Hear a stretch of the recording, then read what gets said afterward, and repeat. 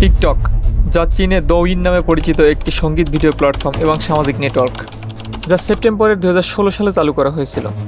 বর্তমান প্রেক্ষাপটে বলতে গেলে এটি পুরো বিশ্বে এত পরিমাণ বিস্তার লাভ করেছে যে টিকটকারদের নিয়ে সমাজে এক ধরনের তীব্র নেতিবাচক মনোভাব তৈরি হয়েছে। টিকটকে যে সকল প্রফেশনাল টিকটকার ভিডিও তৈরি করেন, মোট ভিডিওর 80% ভিডিও বিভিন্ন বিষয়ে মুদ্রা করা, সাপোর্ট করলে সাপোর্ট পাবেন 100%, অশ্লীলতা ছড়ানো এবং বিভিন্ন গ্রুপ যেমন ডার্বি গ্রুপ, ব্যানসন গ্রুপ, এস্টার গ্রুপকে প্রমোশন করে থাকেন। আবার অনেকেই টিকটককে প্রতিবন্ধী খেতাব দিয়েছেন এবং অপসংস্কৃতির আধার বলে অভিহিত করেন। এদিকে কিছু মানুষ সৃজনশীলতা প্রকাশের দাবি করলেও বাস্তবে অধিকাংশ ক্ষেত্রে দেখা যায় নাচ, গান, অর্থনৈতিক চ্যালেঞ্জ আর ভাদামো ছাড়া এখানে খুব কমই মানুষের মতো কন্টেন্ট তৈরি হচ্ছে। অল্প বয়সী তরুণ প্রজন্ম নিজেদের শিক্ষা ও দক্ষতা বৃদ্ধির পরিবর্তে রাত দিন এই প্ল্যাটফর্মের নেশায় মেতে মূল্যবান সময় নষ্ট করছে।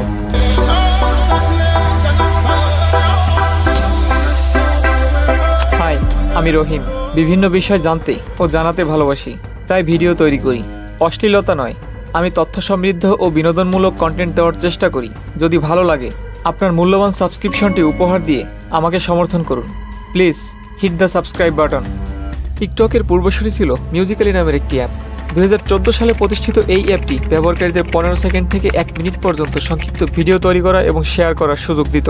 এক বছরের মধ্যে অ্যাপ স্টোরের শীর্ষ ডাউনলোডে চলে আসে। 2017 সালে চীনের বেজিং ভিত্তিক টেক স্টার্টআপ বাইডেন্স মিউজিক্যালি অ্যাপটিকে প্রায় $1 বিলিয়ন কিনে নেয় এবং পরবর্তীতে এটি টিকটকের সঙ্গে মার্চ করে। এরপর 2018 সালে টিকটক আন্তর্জাতিক বাজারে আত্মপ্রকাশ করে। টিকটক ছোট ভিডিও প্ল্যাটফর্ম, বিশ্বব্যাপী সবচেয়ে বড় সঙ্গীত ভিডিও সম্প্রদায়। এটি বিশ্বের দ্রুততম ক্রমবর্ধমান অ্যাপ্লিকেশন হিসেবে নিজেকে প্রতিষ্ঠিত করেছে। অ্যাপটি 2018 সালের জুন মাসে 150 মিলিয়ন স্বয়ংক্রিয় ব্যবহারকারী মাইলফলকে পৌঁছেছে এবং 2018 সালের প্রথম দিকে বিশ্বের সবচেয়ে বেশি ডাউনলোড করা অ্যাপ্লিকেশন ছিল। আনুমানিক 45.8 মিলিয়ন ডাউনলোড হয়। নাচ, কৌতুক এবং শিক্ষার মতো বিষয়ে বিভিন্ন ধরনের ছোট ভিডিও তৈরি করা সামাজিক যোগাযোগ মাধ্যম হিসেবে এটি ব্যবহৃত হয়।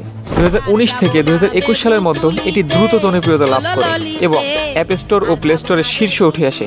আজ টিকটক বিশ্বের 150টিরও বেশি দেশে 1 বিলিয়নেরও বেশি মাসিক ব্যবহারকারী নিয়ে জনপ্রিয়তার শীর্ষে।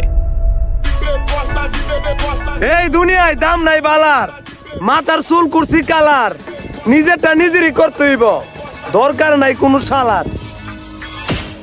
টিকটক এমন একটি প্ল্যাটফর্ম যেখানে বিনোদন থেকে শুরু করে নানা ধরনের অযাচিত কন্টেন্ট যেমন মজার ভিডিও, বিতর্কিত তথ্য বা ভুয়া নিউজ পর্যন্ত পাওয়া যায়। খুব সহজে ব্যবহারকারীরা এই প্ল্যাটফর্মে ভিডিও তৈরি করে বিপুল পরিমাণের ভিউ, ফলোয়ার এবং শেয়ার অর্জন করতে পারেন। বড় বড় মডেল, কিউট কিউট নায়িকা, সুন্দর সুন্দর আপা, তোমাদের বলতেছি তোমরা আর 16 প্রো ম্যাক্স কিনতে পারবা না। কারণ কি জানো? তোমাদের নেতা বয়সভিত্তিক ব্যবহারকারী পরিসংখ্যান 2024-এর তথ্য অনুযায়ী 18 থেকে 24 বছর বয়স 25%, 25 থেকে 34 বছর বয়স 35%, 35 থেকে 44 বছর বয়স 19%, 45 থেকে 54 বছর বয়স 13% এবং 55 বছর বয়সের ঊর্ধ্বে 14%। এই পরিসংখ্যান থেকে দেখা যায় তরুণ প্রজন্মের পাশাপাশি মধ্যবয়সী ও বয়স্ক ব্যক্তিদের মধ্যে টিকটকের জনপ্রিয়তা ক্রমবর্ধমান।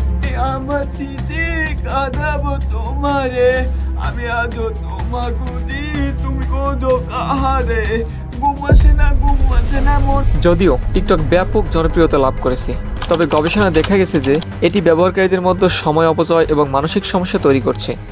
অনেক ক্ষেত্রে সহিংসতা, ভুল তথ্য, নিরাপত্তা ও অশ্লীল কন্টেন্ট, অপ্রাপ্তবয়স্কদের জন্য অনুপযুক্ত কন্টেন্ট অ্যাভেলেবেল হওয়ার কারণে ভারত, পাকিস্তান, আমেরিকা সহ আরও বেশ কয়েকটি দেশে নিষিদ্ধ করা হয়েছে। আমাদের সবার মনে প্রশ্ন রয়েছে যে নিরাপত্তাজনিত কারণে টিকটক ব্যান করা হয়েছে, টিকটক আসলে কত ডেটা সংরক্ষণ করত? একজন ব্যবহারকারী যখন টিকটক ব্যবহার করতেন তখন যে সকল ডেটা সংরক্ষণ করে, কোন ভিডিও দেখা হচ্ছে এবং কি মন্তব্য করা হচ্ছে, ব্যবহারকারীর লোকেশন বা অবস্থানের ডেটা, ফোনের মডেল এবং কোন অপারেটিং সিস্টেম ব্যবহার করা হচ্ছে, ব্যবহারকারী টাইপ করার ধরন, অ্যাপটির কিছু কিছু ডেটা সংরক্ষণের ধরন দেখে অনেকেই অবাক হয়েছে। খুব সম্প্রতি জানা গেছে এটি ব্যবহারকারীর কপি ও পেস্ট নিয়মিত মনে রাখে। চলো আমরা এই সেলার রুমে থাকি গে। শান্তি দিতে পারলে পাট খেতেই যথেষ্ট। পাগলি খালি আমার পয়সা বাঁচায়।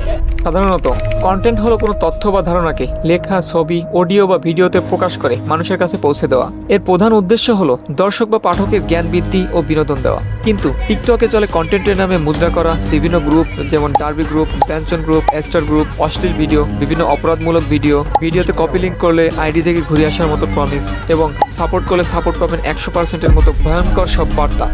7 আপ গ্রুপে জয়েন হলেই পেয়ে যাবেন হাজার হাজার ফলোয়ার। তাই দেরি না করে জয়েন হয়ে যান। অনেক টিকটকারদের বড় বড় নিউজ চ্যানেল ইন্টারভিউ শোতে দাওয়াত দিয়ে থাকেন। এসব চ্যানেল ভালো করেই জানে যে এ ধরনের টিকটকাররা জনসাধারণের কাছ থেকে নানা ধরনের সমালোচনা ও গালি পান, কিন্তু সেই গালিগুলোকে এক প্রকার অস্ত্র হিসেবে ব্যবহার করে চ্যানেলগুলো ভিউ বাড়ানোর প্রতিযোগিতায় নেমে পড়ে। প্রায় প্রতিটি শোতেই টিকটকারদের বিতর্কিত পোস্টের মুখোমুখি করে অপমানজনক পরিস্থিতি তৈরি করা হয়, যা তাদের রাতারাতি আরো ভাইরাল করতে সাহায্য করে। কিসে পড়ছো? এই তো আমরা সেকেন্ড ইয়ারে পড়তেছি। কোন সাবজেক্ট নিয়ে পড়ছো? সায়েন্সের স্পেসিফিক কোন সাবজেক্ট নিয়ে? স্পেসিফিক সাবজেক্ট হচ্ছে আপনার সায়েন্স নিয়ে পড়তেছি।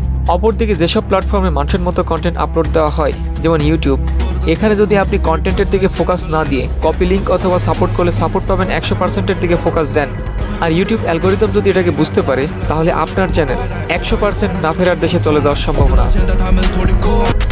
চ্যানেল মেরা চ্যানেল কিধার গায়া?